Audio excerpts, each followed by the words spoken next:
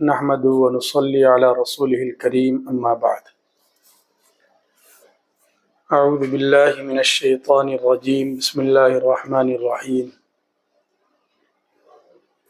من عمل صالحا من ذكر أو أنثى وهو مؤمن فأولئك يدخلون الجنة ولا يظلمون نقيرا صدق الله العظيم وقال النبي صلى الله تعالى عليه وسلم خير الناس من ينفع الناس او كما قال عليه الصلاة والسلام وعلى آلہ وصحبہ اجمعین۔ محترم سامعین حضرات اور اسلام اور دین کی نسبت پر جمع ہونے والی ہماری بہنیں،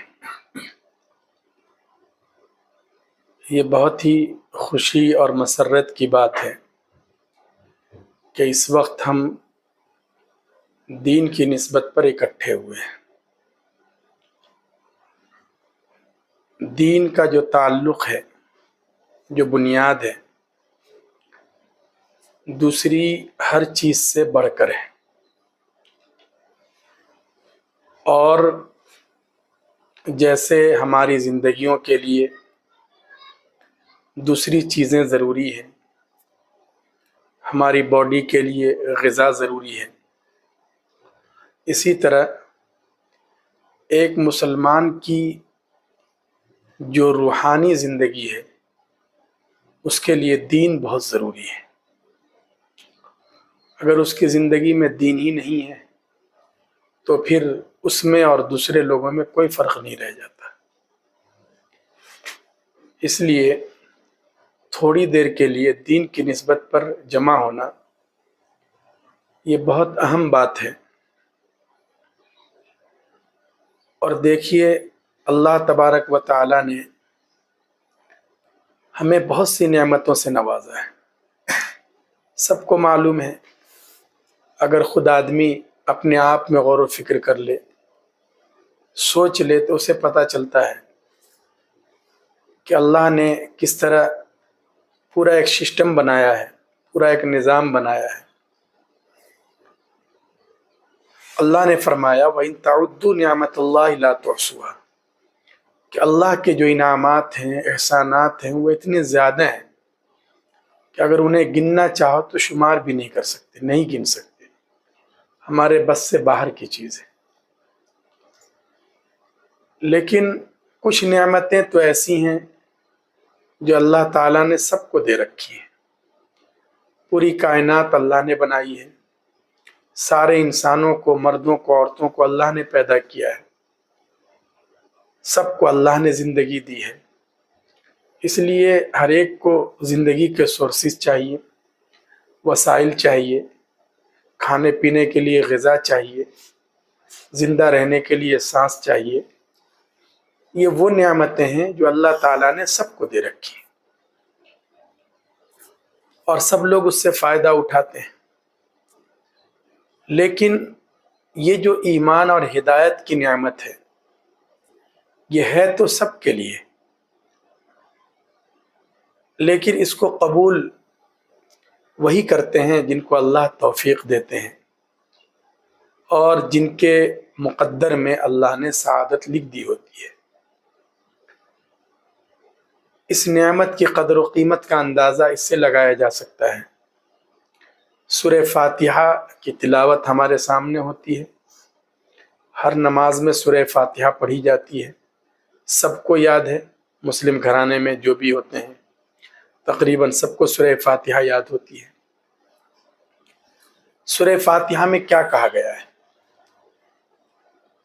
یہ قرآن کریم کی ترتیب کے اعتبار سے پہلی سورت ہے، ہمیں اس پر بھی غور کرنا چاہیے۔ اللہ تعالیٰ نے ہمیں علم دیا ہے، اللہ نے ہمیں سمجھداری دی ہے، تو ہمیں اس کی بھی کوشش کرنی چاہیے کہ دین کو بھی سمجھیں، قرآن کریم کو بھی سمجھنے کی کوشش کریں، اس لیے کہ قرآن کریم یہ کتاب ہدایت ہے، اور یہ اللہ تعالیٰ کی طرف سے ایک میسیج ہے، پیغام ہے دنیا میں بسنے والے سارے انسانوں کے لیے لیکن ہم اس کو صرف عظمت اور عقیدت کے ساتھ پڑھ نہ لیں، اس کو بھی ثواب ملتا ہے، اس کا جو پیغام ہے اور ہمارے حصے کی جو ہدایت ہے اس کو بھی حاصل کرنے کی کوشش کرنی چاہیے۔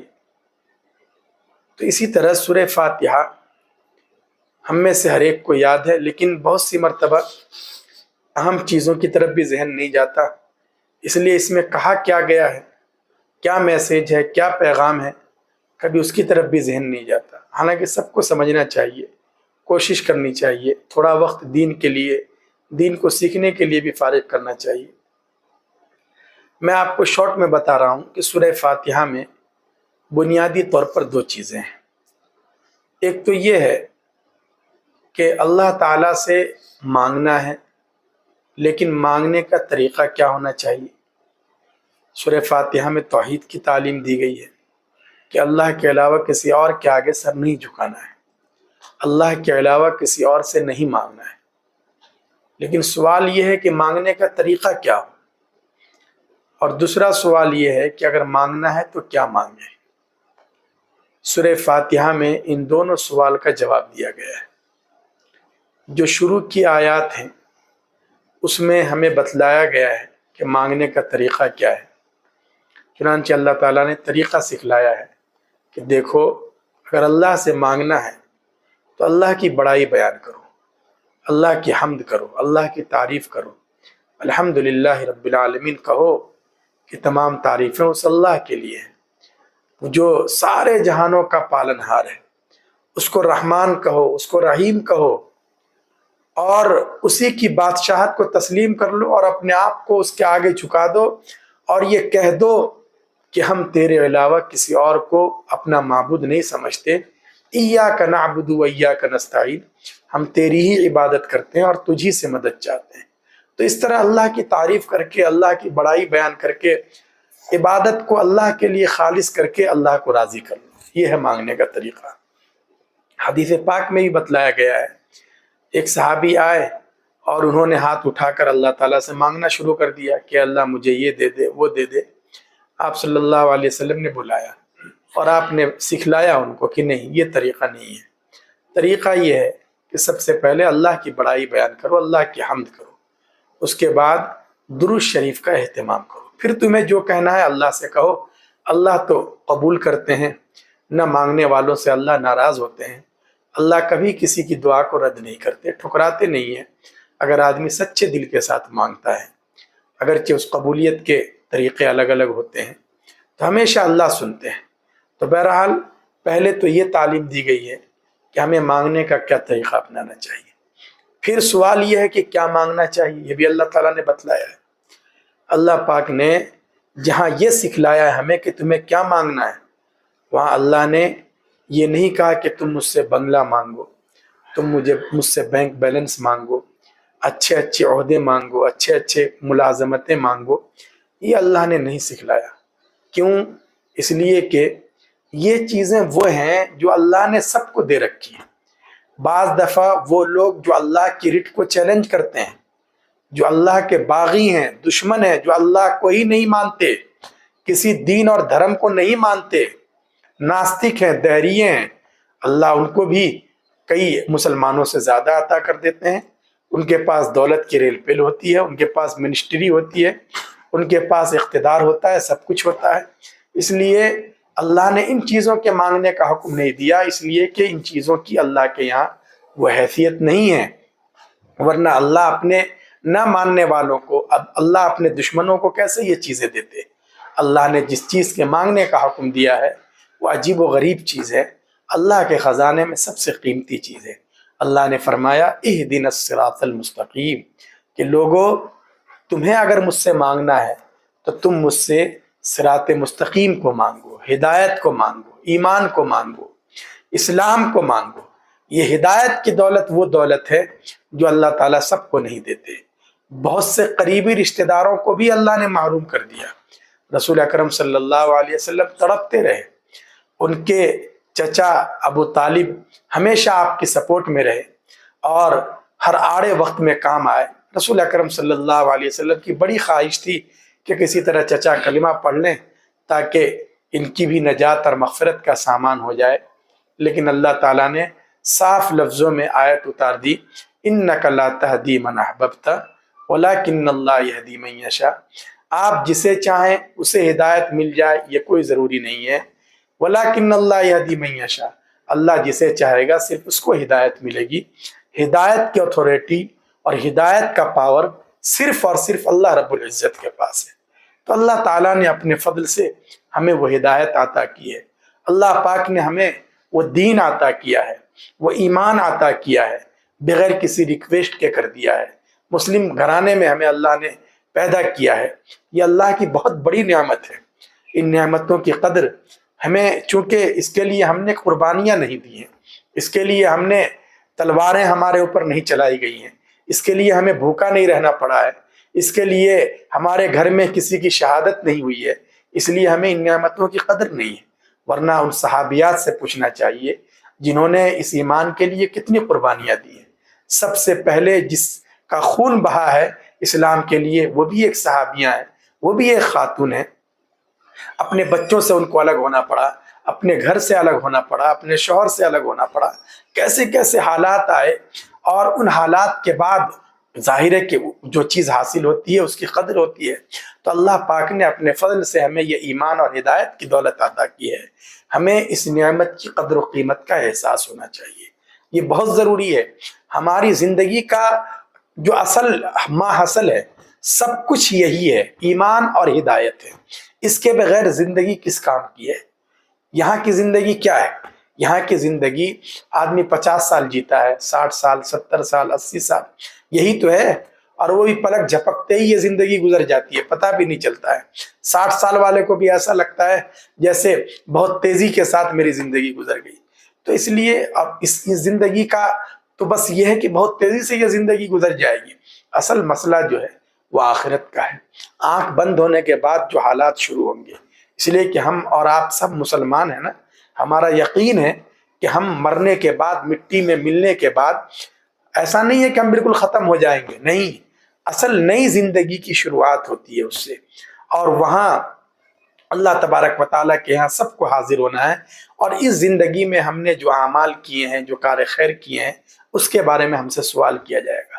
تو اور ظاہر ہے کہ اس دنیا میں کامیابی کے لیے جو ماسٹر کی ہے، جو اصل بنیاد ہے، وہ یہی ایمان ہے۔ اگر کسی کے پاس ایمان کا پاسپورٹ، ایمان کی ویزا نہیں ہے، تو اللہ تعالیٰ نے جو آخرت بنائی ہے، اللہ نے آخرت میں جو نعمتیں بنائی ہیں، جو جنت بنائی ہے، اس کے لیے وہاں انٹری نہیں ہو پائے گی، اور اسے دشمنوں کی طرح، قیدیوں کی طرح، جیسے کوئی کسی ملک میں زبردستی گھسپیٹ کرتا ہے، بغیر ویزے اور پاسپورٹ کے آ جاتا ہے، اور اسے پکڑ کے اسے جیل میں ڈال دیا جاتا ہے، اس طرح اسے پکڑ کے جہنم میں، جیل میں ڈال دیا جائے گا۔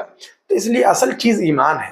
قرآن کریم میں بھی اللہ نے فرمایا، یا ایھا الذین آمنوا اتقوا اللہ حق تقاتہ ولا تموتن الا وانتم مسلمون، لوگو ایمان والو اللہ سے ڈرو جیسا ڈرنے کا حق ہے، اور ایک بات کا خاص خیال رکھنا کہ تمہیں مرنا نہیں ہے مگر اس حال میں کہ تم ایمان اور اسلام پر باقی ہو، یعنی ہمیشہ اس کی فکر ہونی چاہیے کہ ہماری موت ایمان کے ساتھ آئے، ہماری موت اسلام کے ساتھ آئے، اللہ پر توحید کے ساتھ آئے، اور اللہ سے سارے کام ہوتے ہیں، اللہ کے وعدوں پر یقین کے ساتھ آئے، اس کی فکر کرنا یہ بہت ضروری ہے۔ ورنہ زندگی تو سب لوگ گزارتے ہیں، زندگی تو گزر ہی جائے گی، اصل مسئلہ آخرت کا مسئلہ ہے۔ تو اس لیے ہمیں اپنے ان کاموں کے ساتھ ساتھ، ظاہر ہے کہ اسلام کبھی یہ نہیں کہتا کہ ہم دنیا کی فکر نہ کریں، دنیا کو تیاگ دیں، یہ دوسرے مذہب میں تو ہو سکتا ہے، لیکن یہاں ایسا نہیں ہے۔ یہاں تو یہ ہے تصور کہ آپ اس دنیا کو بھی دین کے لیے بنا لیں، اس دنیا کو بھی جئیں، آخرت کی نیت سے جئیں، اللہ کو راضی کرنے کی نیت سے جئیں۔ یہ سب چیزیں، ہمارے جو چھوٹے چھوٹے کام ہیں، یہ سب کام دین کے بن جاتے ہیں۔ ہمارے یہاں اسلام میں صرف نماز روزہ یہ عبادت نہیں ہے، بلکہ ہر چیز عبادت بن جاتی ہے اگر اس میں نیت صحیح ہو، لوگوں کو نفع پہنچانے کی نیت ہو۔ یہ جو میڈیکل کا علم ہے، میڈیکل کا علم یا طب کا علم، عربی میں اس کو طب کہا جاتا ہے، یہ ایسا نہیں ہے کہ بعد کے کچھ سائنسداں آئے اور انہوں نے اس علم کے اعتبار سے ریسرچ کی یا اسٹڈی کی اور وہ طرح طرح کی دوائیں بنانے لگے۔ آپ کے علم میں یہ ہونا چاہیے یہ علم منقول ہے، طب کا علم جو ہے، طب منقول کا مطلب یہ ہے کہ یہ ان علوم میں سے ہے جس کو اللہ تبارک و تعالیٰ نے براہ راست انبیاء کرام علیہ السلام کو یہ علوم دیے ہیں۔ تو یہ ایسا نہیں ہے کہ صرف آدمی اپنی عقل کے ذریعے اس علم تک پہنچ گیا ہے۔ انبیاء جو آئے تھے وہ لوگوں کے نفع رسانی کے لیے آئے، تو انہوں نے اس سلسلے میں بھی بہت سے لوگوں کی رہنمائی کی ہے۔ خود رسول اکرم صلی اللہ علیہ وسلم نے اس سلسلے میں کتنی رہنمائی کی ہے۔ بخاری شریف یا مسلم شریف، یہ جو حدیث شریف کی بڑی بڑی کتابیں ہیں جس میں رسول اکرم صلی اللہ علیہ وسلم کے اقوال کو، ارشادات کو جمع کیا گیا ہے، اس میں باضابطہ مستقل ایک چیپٹر ہوتا ہے، مستقل ایک باب ہوتا ہے، ابواب الطب والرقیہ۔ طب کا مطلب وہی ہے، میڈیکل لائن کی جو چیزیں آپ صلی اللہ علیہ وسلم نے بتلائی ہے کہ بہت تیز بخار آ جائے تو تمہیں فوری طور سے کیا کرنا ہے۔ اسی طرح بہت سے پودوں کے بارے میں، بہت سے پھول کے بارے میں، بہت سے پھلوں کے بارے میں رسول اکرم صلی اللہ علیہ وسلم نے ہدایات دی ہیں، اور بہت سی چیزوں سے آپ نے منع کیا ہے کہ تم یہ مت کھاؤ۔ حضرت علی رضی اللہ عنہ کو بخار تھا، بخار کے بعد ایک جگہ دعوت تھی، بخار تو ختم ہو گیا تھا لیکن اثر تھا اس کا، تو ان صاحب نے وہاں لا کر کھجوریں پیش کر دی، تو سب لوگ کھانے لگے۔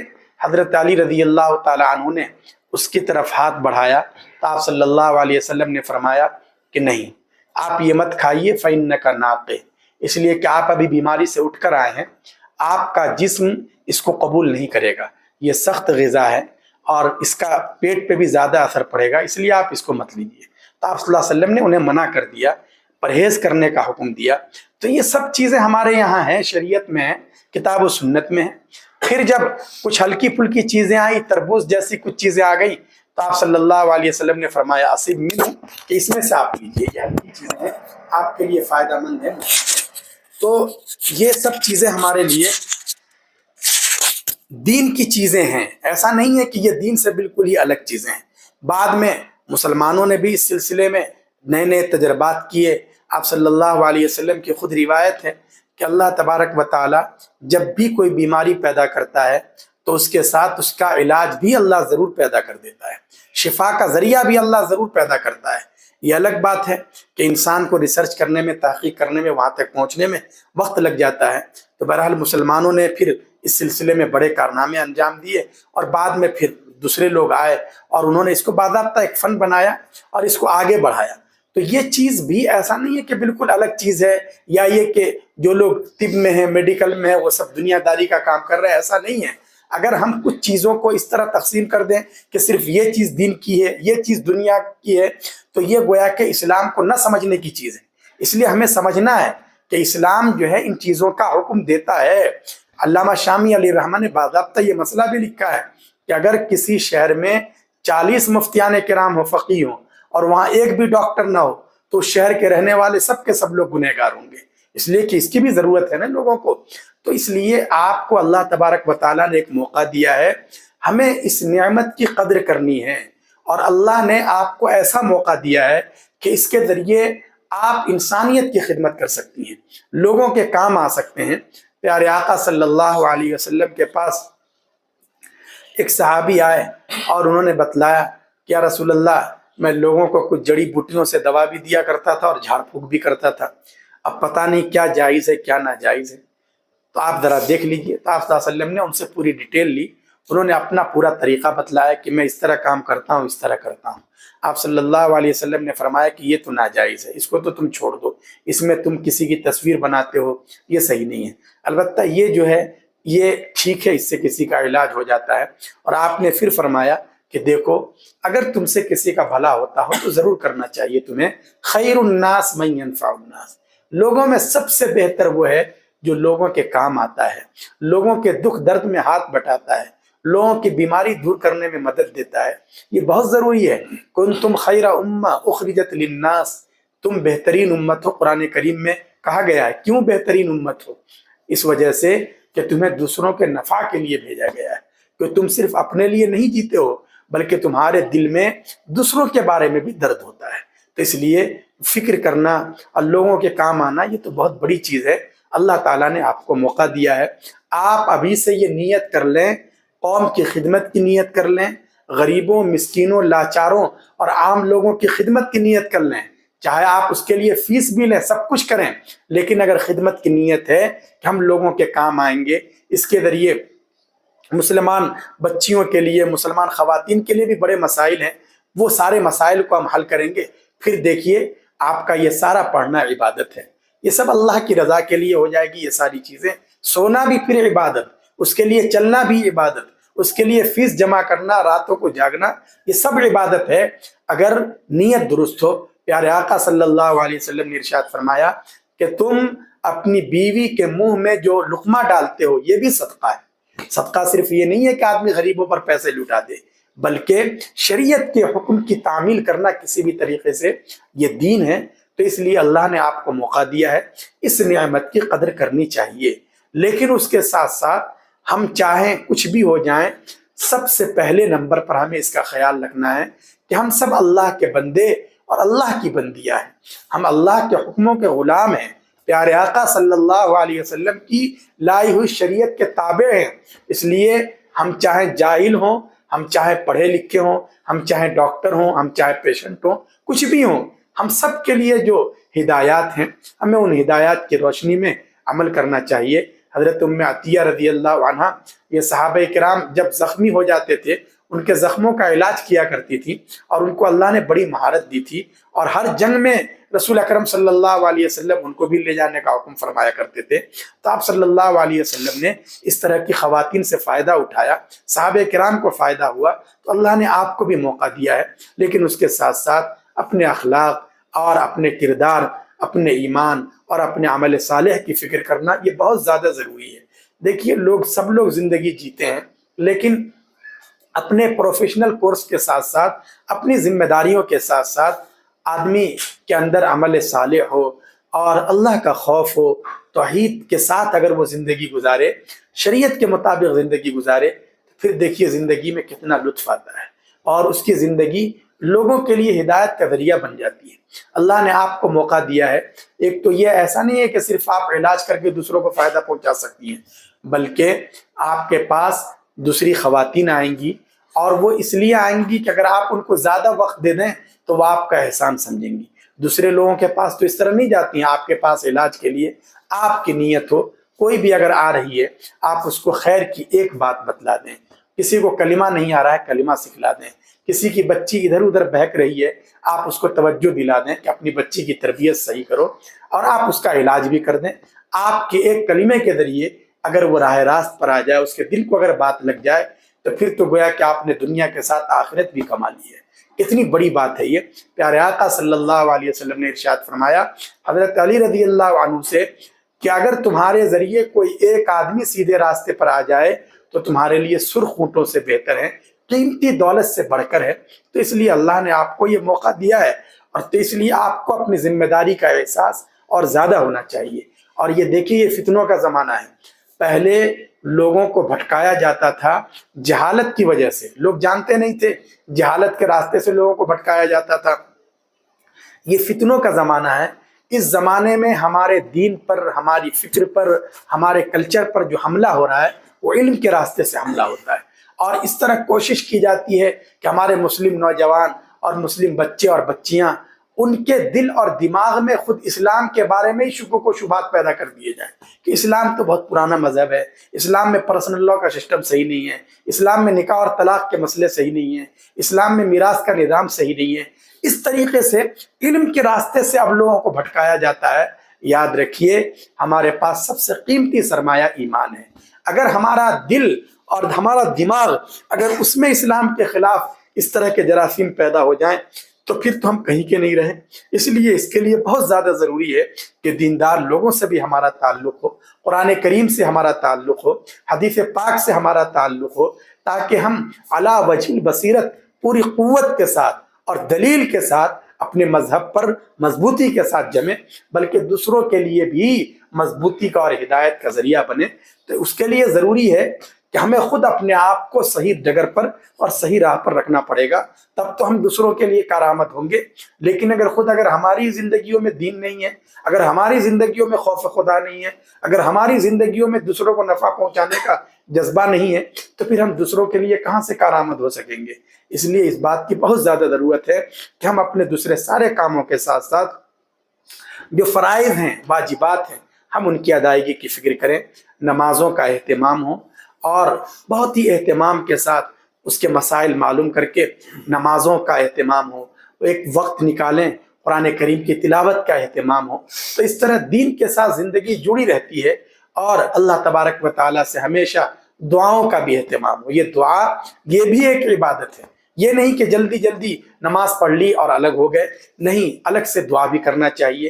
اپنی آئندہ کی زندگی کے لیے، اپنے لیے بھی دعا کریں، اپنے کورس میں کامیابی کے لیے، والدین کے لیے، پوری ملت کے لیے، اچھی زندگی کے لیے، اچھی روزی کے لیے، اچھی رزق کے لیے، سب کے لیے ہمیشہ دعاؤں کا مزاج اور دعاؤں کی فکر ابھی سے ہو جانی چاہیے، تاکہ آئندہ بھی اگر کوئی بڑا پیشنٹ آپ کے پاس آتا ہے، کوئی سیریس سچویشن ہے کسی کی، آپ کو آپریشن کرنا، کچھ بھی کرنا ہے، پہلے آپ کی توجہ اللہ تعالیٰ کی طرف بجائے 2 رکعت نماز پڑھیے، یا کم از کم اللہ تعالیٰ کی طرف متوجہ ہوئیے، مانگیے، اس کے بعد پھر اللہ پاک نے جو آپ کو علم دیا اس علم کی روشنی میں اس کو فائدہ پہنچانے کی کوشش کیجیے۔ دیکھیے اللہ تعالیٰ آپ کے ذریعے بہت کام لیں گے۔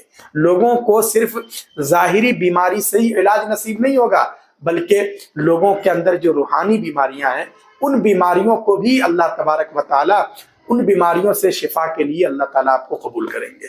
تو اس لیے یہ بہت اچھا اللہ پاک نے موقع دیا ہے، لیکن اس کے لیے ضروری ہے کہ خود ہمارے دل میں بھی اللہ کا خوف ہو۔ ہم چاہے کچھ بھی ہو جائیں، لیکن شریعت پر عمل کا جذبہ ہمیشہ ہونا چاہیے، کہ نہیں، ہم آزاد نہیں ہیں۔ یہ نہیں ہے کہ اگر ہم نے یہ کورس کر لیا تو ہم جس طرح چاہیں اپنی زندگی گزاریں، نہیں، کچھ جگہوں پر تو آدمی کو مجبور ہونا پڑتا ہے۔ یہاں ہماری اپنی نہیں چلے گی، ہم ایمان والے ہیں۔ ایمان کا مطلب ہی یہ ہے کہ ہم نے اپنا سر جھکا دیا ہے، ہم قرآن کے غلام ہیں، ہم حدیث پاک کے غلام ہیں، اور ہم شریعت کے مطابق زندگی گزاریں گے تو زندگی میں دیکھیے کتنی برکات ہیں۔ شریعت نے جس حد تک اجازت دی ہے، ہمیں اس حد کو پھلانگنا نہیں ہے، ہمیں اسی کے اندر رہنا ہے۔ ورنہ اس وقت یہ جو فتنوں کا زمانہ ہے، اس زمانے میں لوگوں کا اپنے دین پر، اپنے کلچر پر باقی رہنا بہت مشکل ہے۔ پہلے تو بہت یہ تھا، اب یہ طرح طرح کی چیزیں اب لوگوں کے سامنے آ جاتی ہیں۔ موبائل گناہوں کا ایک بہت بڑا ذریعہ لوگوں کے ہاتھ میں آ گیا ہے، اور جہاں بھی باہر دیکھیں تو باہر بھی اسی طرح فیشن کا ماحول ہے، بغیر پردے کے، اور سب ادھر ادھر کا ماحول ہے۔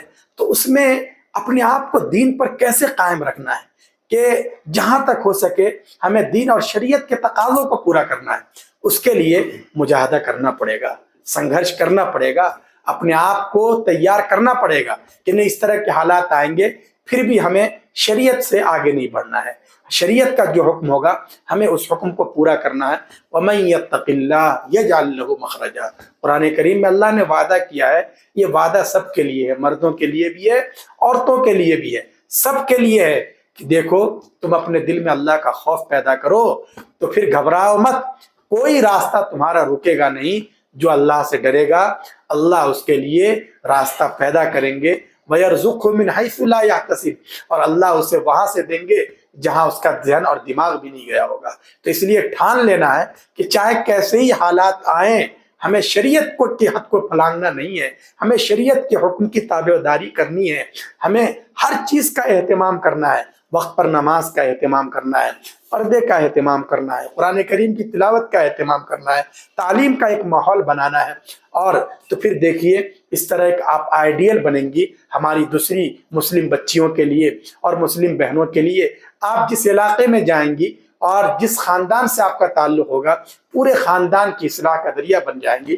لوگ آپ کی مثال دیا کریں گے، آپ داعیہ بنیں گی، آپ مومنہ بنیں گی، اور آپ کے ذریعے اللہ تبارک و تعالیٰ نہ جانے کتنے خاندانوں کو ہدایت عطا کریں گے۔ تو اللہ نے بہت اچھا موقع دیا ہے۔ آپ دنیا کی دوسری لڑکیوں کی طرح نہیں ہیں، آپ کے پاس مواقع ہیں، اور آپ کے پاس آگے بڑھنے کے بھی مواقع ہیں، اور دوسروں کو بھی راہ راست پر لانے کے مواقع زیادہ ہیں۔ اس لیے ہمیں اللہ تبارک و تعالیٰ کی دی ہوئی ان نعمتوں کی قدردانی کرنی چاہیے، اور ہمیشہ اس کا احساس ہونا چاہیے۔ دیکھیے یہ مائیں جو ہوتی ہیں یہ ان کا بڑا عمل دخل ہے. مرد تو ان کا تربیت کے اعتبار سے دوسرا درجہ ہے. پہلے تو ماؤں کے جو اخلاق ہوتے ہیں ان کے اندر جو دینداری کا جذبہ ہوتا ہے اللہ تعالیٰ اس کے ذریعے قوموں کی اور خاص کر خاندان میں جو لوگ ہیں ان کی ہدایت کا فیصلہ کرتے ہیں. حضرت امام بخاری رحمۃ اللہ علیہ کتنے بڑے محدث ہیں، جلیل القدر امیر المؤمنین فی الحدیث ہیں، سب کچھ ہیں وہ، لیکن ان کو اتنے اونچے مقام تک پہنچانے میں ان کی والدہ کا کتنا بڑا کردار ہے. وہ نیک خاتون تھی، راتوں کو جاگا کرتی تھی، اللہ اللہ کیا کرتی تھی، علم کی قدر و قیمت کو سمجھتی تھی. لیکن امام بخاری جو تھے وہ بچپن ہی سے ان کی آنکھ کی روشنی ختم ہو گئی تھی، نابینا تھے. وہ تڑپتی رہتی تھی کہ میرا بچہ نابینا ہے، اس کی آنکھ میں روشنی نہیں ہے، یہ کیا کرے گا یہ. اسی طرح ایک دن تہجد کے وقت وہ سو گئیں، خواب میں حضرت ابراہیم علیہ السلام کی زیارت ہوئی اور انہوں نے اپنا دکڑا سنایا. اللہ تبارک و تعالیٰ کے حکم سے ابراہیم علیہ السلام نے کہا، ان کے سر اس کی آنکھوں پر ہاتھ پھیر دیا. جب آنکھ کھلی ہے تو وہ دیکھ رہی ہیں کہ ماشاءاللہ ان کے بچے کی روشنی بحال ہو گئی ہے. اور اس طرح ماں کی تربیت کی وجہ سے امام بخاری بنے. بڑے بڑے جتنے اکابر اولیاء اللہ ہیں، بزرگان دین ہیں، جنہوں نے بڑے بڑے کارنامے انجام دیے ہیں، یہ سب وہ ہیں جن کو پہلی سپورٹ ماں کی طرف سے اچھے انداز سے ملی ہے. ان کی ماؤں نے ان کی تربیت میں بڑا کردار ادا کیا ہے. اس لیے اللہ تعالیٰ نے آپ حضرات کو جو موقع دیا ہے، آپ کو اپنی ذمہ داری کا بھی احساس ہونا چاہیے. اور خود ماں ہو یا باپ ہو، خود جب یہ نیک ہوتے ہیں تو اولاد میں بھی نیکی آتی ہے. تو اس لیے آپ کے ذریعے اللہ تبارک و تعالیٰ فیض کو عام کریں گے، لوگوں کو نفع پہنچائیں گے. اور اس کی ہمیشہ فکر کرنی ہے کہ ہم سب جو ہے مسلمان ہیں، اور ایمان ہمارے پاس سب سے بڑا سرمایہ ہے. ہر حال میں ہمیں اپنے ایمان کی حفاظت کی فکر کرنی ہے. اس سلسلے میں ہم کوئی سمجھوتا نہیں کر سکتے، کوئی کمپرمائز نہیں ہو سکتا. ہمارے لیے ایمان مقدم ہے. اور اس کے ساتھ آپ دیکھیے، آپ کا یہ پڑھنا، یہ ڈاکٹری کرنا، آپ کا آگے کے جو کورسز ہیں، اللہ تعالیٰ ہم سب کے لیے دعا بھی کرتے ہیں اللہ سب کے لیے آسان کرے. یہ سب آپ کے لیے عبادت ہے، ترقیات کا ذریعہ ہے اور لوگوں کی نفع کا ذریعہ بنے گا. اللہ تبارک و تعالیٰ سے امید رکھنی چاہیے، دعا بھی کرنی چاہیے. اللہ تبارک و تعالیٰ آپ سبھی کو خوب ہر طرح کی کامیابیوں سے اور کامرانیوں سے نوازیں، اور دنیا کے بھی خیر سے حصے وافر عطا فرمائیں، اور آخرت میں بھی خوب کامیابیوں سے نوازیں. آمین. وآخر دعوانا الحمدللہ رب العالمین. بسم اللہ الرحمن الرحیم. اللهم انت السلام ومنك السلام، تبارك ربنا وتعالى يا ذا الجلال والاكرام. يا رب صل وسلم دائما ابدا على حبيبك خير الخلق كلهم. ربنا آتنا في الدنيا حسنة وفي الآخرة حسنة وقنا عذاب النار وادخلنا الجنة مع الأبرار يا عزيز يا غفار يا رب العالمين.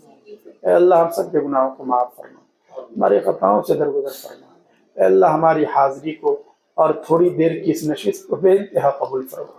اے اللہ ہم سب کی اصلاح کا ذریعہ بنا. اے اللہ ہم سب کی اصلاح کا ذریعہ بنا. اے اللہ گناہوں سے ہماری حفاظت فرما. اے اللہ فتنوں کے اس دور میں ہم سب کو عمل صالح پر استقامت عطا فرما. اے اللہ ہمارے دین عقیدے کی حفاظت کی فکر عطا فرما. اے اللہ ہم سب کی مدد فرما، نصرت فرما.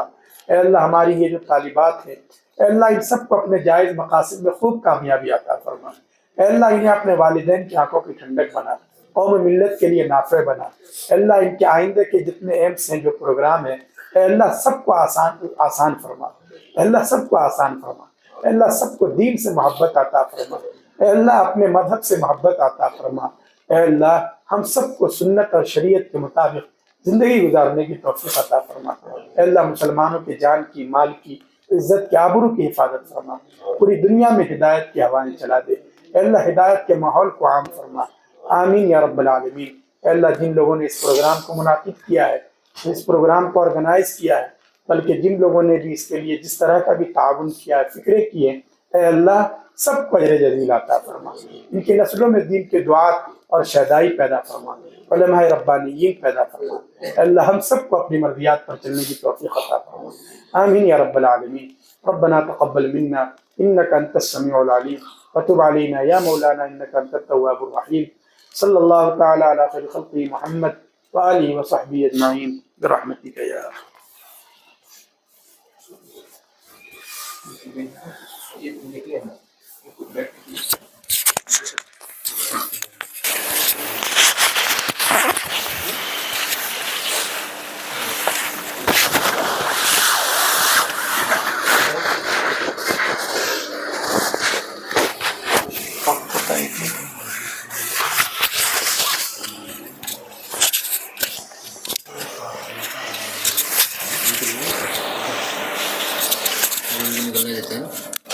نکلیں گے ہم؟ ہاں ابھی